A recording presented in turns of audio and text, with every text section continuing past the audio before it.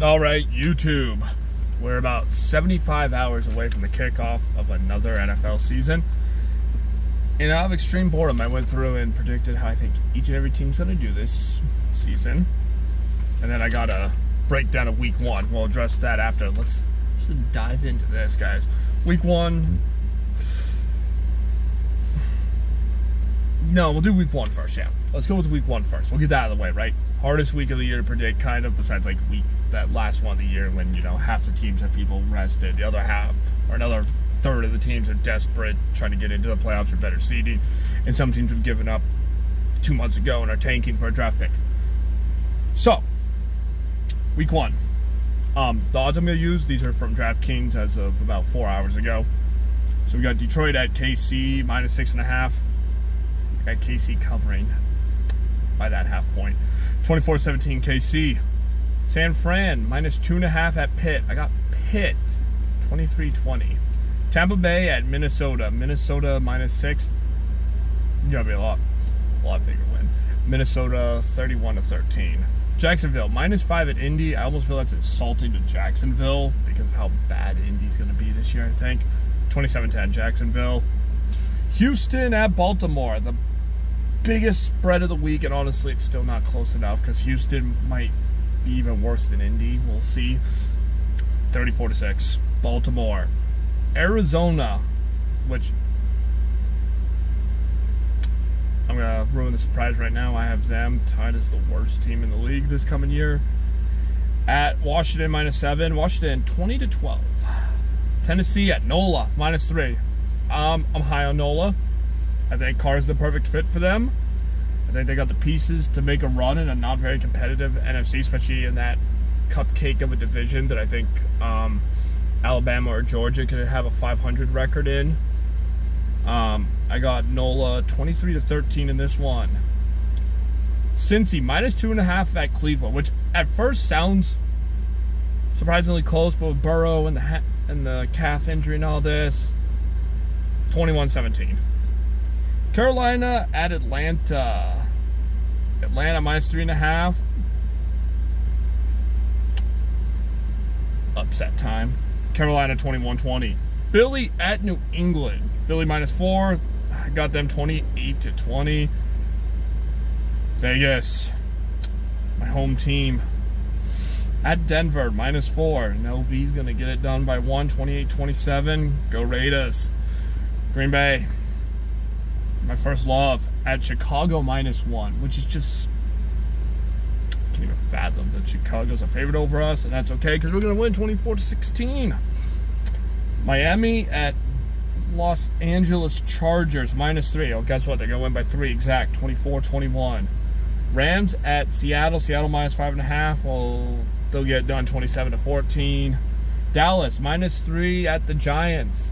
Giants win a nail-biter, 21-20. Buffalo, -2.5 at the Jets. Jets also, and another New York nail-biter, 24-23. Now, real quick, I just want to go over what I have every team's record as, the division winners, 1 seeds, wild cards, and my Super Bowl prediction, which I think's probably going to surprise some people. I don't think it's going to be a very common one, but who knows? There's a handful of teams people really like in the AFC, and the NFC. Like, it doesn't matter. I feel like if you make it in the NFC this year, you're just going to get blown out for the most part. I don't know. Unless somehow one of the lower quality teams in the AFC make it, but honestly, there's just so much talent in that conference right now. It's just ridiculous. Okay, just gonna go alphabetically here. Arizona. Said I had them tied for worst. I don't know what's more amazing, that there's actually another team I have doing just as bad at 1-16. Them, I'll go through and say their one win I have them for is week 9 against Cleveland. And I'm looking at this, and the other team I have at 1 wins only when it comes against Cleveland too. Oh my God. Atlanta 5-12, Baltimore 10-7, Buffalo 11-6, Carolina 7-10, which I didn't realize I had them that good as I was like filling out, because I was like, oh, like week 1, all the teams, week 2, all the, kind of like that, right? Chicago 6-11, respectable. Cincy 13-4, and the surprising part of that is I don't even have them winning the division. I have that as a tiebreaker. I'll explain later. I have Cincy winning that, or Pittsburgh winning that rather. Tiebreaker. Cleveland 5-12, and 2 of those 12 really should have been wins probably. Dallas 8-9. That's right, Dallas going back to your 8-win ways, but just an extra L to pick up this time around. Denver 7-10. Detroit. Everyone that's betting's darlings this year is Detroit, and I have faith in them. I think they'll do well. 11-6, and the only thing keeping them from winning the division is that I have the best record in all of football coming out of that division. Thank you to one Mr. Kirk Cousin and Justin Jefferson. Staying in the NFC North, my Packers 8-9. Houston, the other 1-16 team, and as I said, their lonely W comes against Cleveland.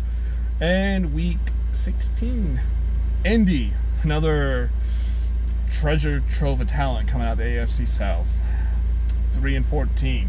Jacksonville, the one actual team in that division, 12-5. KC, also 12-5. Yeah, it feels weird saying I think they're gonna lose 5, especially because I do have them win at the end of the season, just because like you're gonna want that seeding in the AFC, man. Want it.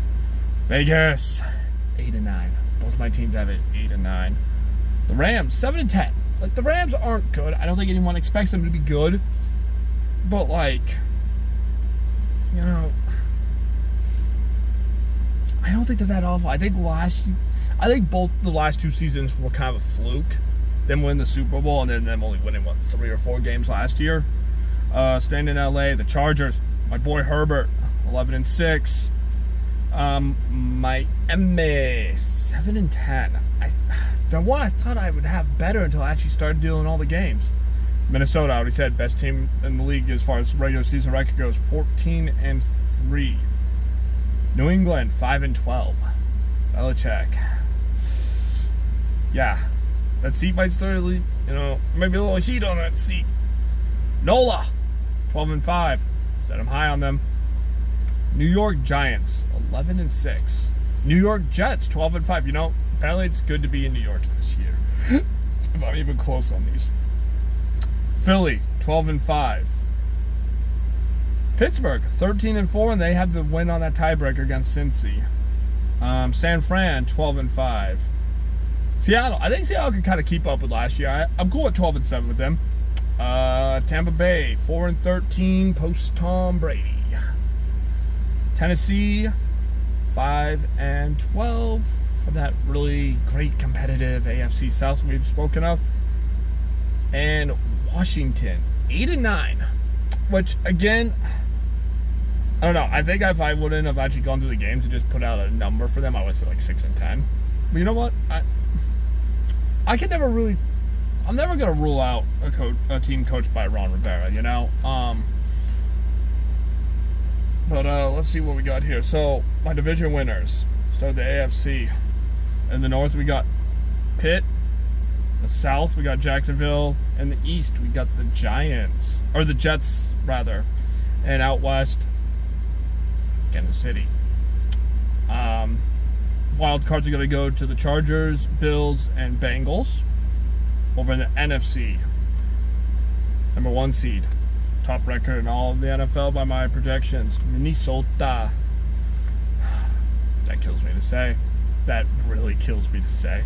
Then we got NOLA, Philly, and San Fran as your other division winners. Wild cards, we got Detroit, the G-Men, and the Seahawks. And conference finals, I got Cincy over KC and Minnesota over New Orleans. And the Super Bowl itself, Joe Burrow and the boys up in Cincy We're going to be celebrating in Las Vegas with a win over the Vikings. That's my season prediction right there, guys. We'll make a follow-up video next week to see how good, bad, or my week 1 predictions were. Take that back. I might do one before then with college football. I'm actually usually really good with college football in my bets. I've had a really good week so far. Clemson, all you need to do is win straight up over Duke for my parlay to hit.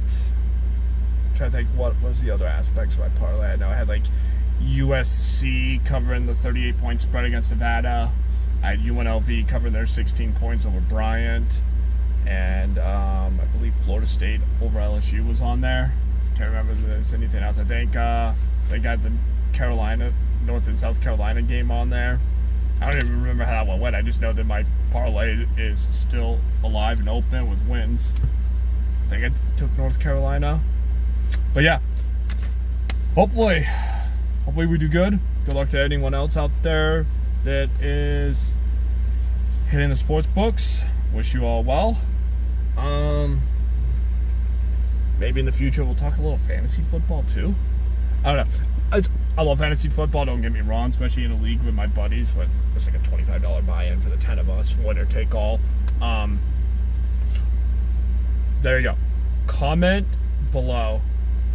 I feel like I should just be asking everyone for like their thoughts on the season, like what's their Super Bowl matchup, who's your team, how's their season looking, and stuff like that. Screw that, that's boring. We still are looking for punishments for the last place finisher in our fantasy football league. Comment a good punishment. And with that, fins up, parrot heads.